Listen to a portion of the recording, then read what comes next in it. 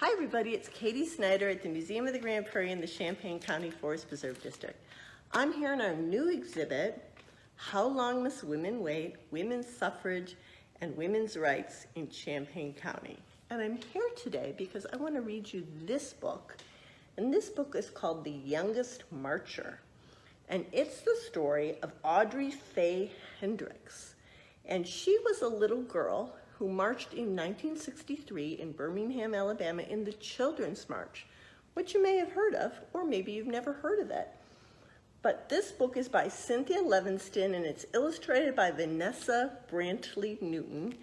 And I thought it was kind of a cool connection to what's going on today, because way back in 1963, the youth, it was mostly teenagers, mostly high school students, but some even as young as Audrey, I think she was the youngest. They led the way in Birmingham in that march in 1963 to make some big changes, not only in Birmingham, but throughout the whole country. And I thought that was just a really cool connection to what's going on today with marches and how the marches in Champaign County and throughout the United States and throughout the world really are being led by the youth even today. And I thought that this exhibit would be a cool place to be to read this book, because behind me we have something about the Women's March of 2017, not too long ago. Over here, back there, do you see those ladies? They were in a march in 1913 to try to get the vote for women, which happened later in 1920. And over here, this is all about people marching for the Equal Rights Amendment, which hasn't even happened all the way. So sometimes marches make changes quickly, sometimes changes come more slowly, but often change comes when people march and protest, and often those marches are led by the youth. So I wanted to read this book to you about a special little girl, Audrey Faye Hendricks, the youngest marcher. And this is a true story. Whenever Mike flew into town, Audrey and her mama cooked barbecued ribs, stewed greens, sweet potato souffle, and Audrey's favorite, hot rolls baptized in butter. I think that means they were drenched in butter. That sounds good. Other folks knew Mike as Martin or Dr. King. The Hendrickses used his nickname.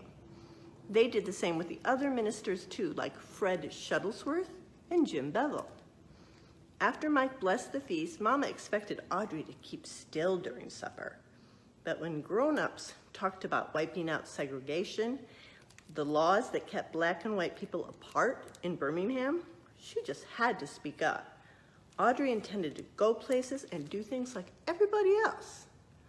I want to eat my ice cream inside Newberry's.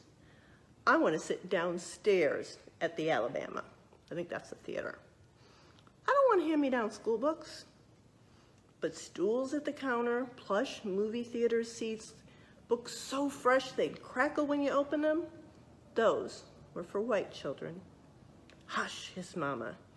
9-year-old children should not speak up in front of company, especially ministers like Mike, Fred, and Jim, who were bringing dreams of justice.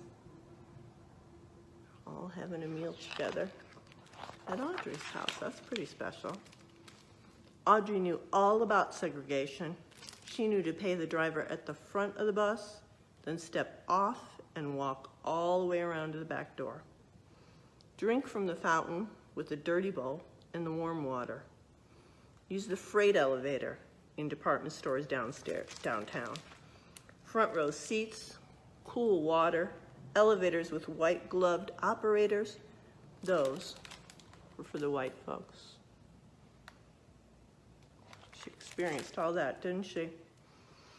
Every Monday night, Audrey and her mama and daddy and her aunts, uncles, and cousins joined neighbors and friends at Fred's church for worship, fellowship, and testimony. She sang and she swayed along with the movement choir. Her voice spirited and spiritual. Black and white together, we shall overcome. For once, She didn't have to keep still. Then came the testimonies. White store owners won't hire me. Ku Kluxers chased me. Policemen called me names. The hateful stories made Audrey squirm. She tried to tell her mama, that's not right. Shh. How could mama expect her to hush? She had to make things right, but what could she do? When Mike visited Fred's church, thousands of people crowded around to hear him preach. In a voice as taut as steel cables, as smooth as glass, he intoned, segregation is morally wrong and sinful. That's true. Fired up, Audrey sat taller. An unjust law is no law at all, he proclaimed. Audrey had listened to Mike explain his plan at her supper table, and she knew what it meant. If a law is unjust, disobey it. Sit down inside Newberry's. Picket those white stores. March to protest those unfair laws. Why, even marching was against the law. Then get arrested. Fill the jails, Mike exclaimed. Fill Birmingham's jail so full that police can't squeeze in one more person. Pack the cells so tight that police will have to quit arresting people demanding their rights. So the strategy was, if they got so many people to go ahead and protest, which was against the law to protest, and get arrested, and the jails got full, they'd have to change the laws. Audrey just knew Mike's plan would work. She twisted in her pew to see which grown-ups would walk down the aisle and volunteer for jail. But they mostly stayed put, eyes staring at their feet, hands on their knees. Feet, hands, and knees did not move. Fill the jails, Mike pleaded, meeting after meeting.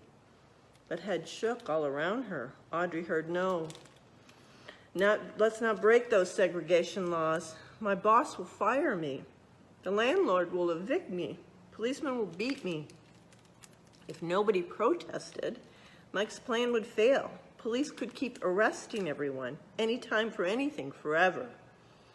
Audrey would never be able to go to the places and do the things like everyone else. So the grown-ups were concerned about their families, right? Because if they didn't have jobs, they couldn't take care of their families. If they didn't have a place to live, it was all connected. So one night, Jim announced a new idea. If grown-ups can't do it, if grown-ups won't do it, fill the jails with children. Audrey leapt to her feet. I want to go to jail, she declared. Mama looked deep and saw that Audrey's eyes begged. Please. Okay, Mama said. Audrey strutted down the aisle. She was going to jail. Now, I don't think she wanted to go to jail because she thought it'd be fun. I think she wanted to go to jail because she thought she could make a difference and change things. 2 mornings later, she put on a fresh pressed pinafore and shiny Mary Janes, those are shoes, with turned-down socks. Protesters got to look nice. In the meantime, her daddy brought her a game to help her pass the time in jail. Her mama and daddy took her by the Center Street Elementary to tell her teacher she'd be absent maybe for a whole week. Miss Wills wrapped her arms around her, and Audrey knew she was proud of her. She said goodbye to her grandparents. You'll be fine, her grandmother said. She knew Audrey would be brave, and so did Audrey. Then her mama and daddy drove her to the 16th Street Baptist Church, where the children were gathering. Even before she reached the door, Audrey heard loud voices chanting freedom songs. And grandparents were really proud of her, weren't they? Inside, hundreds of big kids called out to friends and crowded around signs for their high schools. Parker, Carver, her head swiveled. Where was the sign for Center Street Elementary? She was the only protester from her school, the youngest child in the whole church, and she knew no one. Audrey huddled by her parents in the basement. So besides Audrey, it's mostly high school kids. So more youth than children. But when Jim lined her up with the others 2 by 2 and the doors swung open, Audrey straightened up. She was going to break a law and she was going to go to jail to help make things right. Clutching a protest sign in one hand and her game in the other, Audrey marched out the door. She stomped and she sang, "Ain't gonna let nobody turn me round, turn me round, turn me round." Not similar today, right? People still carry protest signs and sing songs.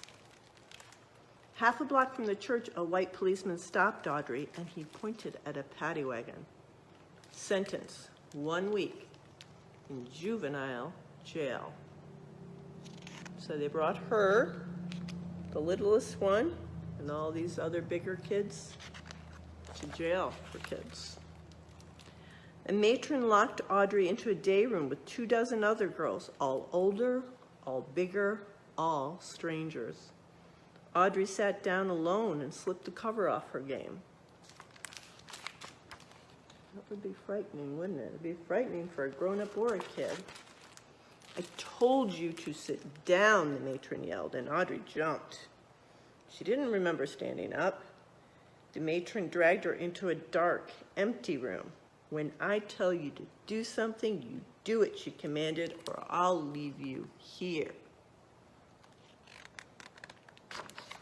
Yikes. Trembling, Audrey quietly followed the matron back to the day room, put away her game, lay down her head and cried. Jail was harder than she thought, and she was not fine after all. By evening, Audrey was hungry and tired. For dinner, soupy, oily, tasteless grits. At night, a bare mattress with one thin sheet for a cover. Those are not good conditions for children or adults, are they?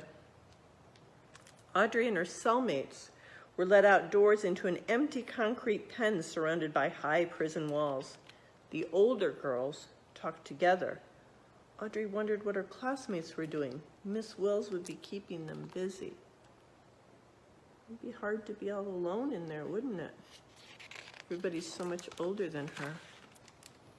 On another day, Audrey was sent to a huge room and told to sit in a chair that was so high her feet dangled above the floor. 4 white men glared at her. She'd never talked to a white man before. "Are you against America?" one demanded to know. "No, sir," she answered politely. "What do you talk about at those meetings?" another asked. "Our freedom." "Why did you march?" "To go places and do things like anybody else." What was wrong with that? 4 grown-up men, 1 little girl. Every mealtime, Audrey stared at those greasy grits. She could barely spoon them into her mouth, let alone swallow them. Every night, the cot's wire springs jabbed. Every morning, she had nothing to do but sit alone with her game. It's really sad, isn't it? In the afternoons, though, more kids crowded into the day room. Some days, many of them arrived sopping wet. A girl explained that firemen aimed powerful hoses at the children. Surging water spun them off their feet and flew them down the street. They got up and they kept marching anyway until they, too, were sent to jail. The water hoses, and then they were all sent to jail. By Audrey's 5th day in detention, the police couldn't squeeze in 1 more person. "We filled up all the rooms. We filled up all the rooms." Audrey practically jumped up and down. She was so proud. That was their objective, remember? Watching television in the day room, she saw black people stroll straight into the stores and restaurants like they belonged there. No one else could be sent to jail, and everything had changed. So Mike, Reverend Dr. Martin Luther King, his plan changed it, didn't it? When the cells got full, they started changing those laws. After 7 days, that's a whole week, friends, Audrey went home. Her mama and daddy wrapped their arms tight around her, washed the jail off her, and for dinner, hot rolls baptized in butter. 2 months later, the city of Birmingham wiped segregation laws clean off the books. Audrey licked her spoon clean at Newberry's counter like everybody else. Black and white together, like we belong. She went and had herself some ice cream there, didn't she? Oh, and I want to show you this, friends. That's the real Audrey.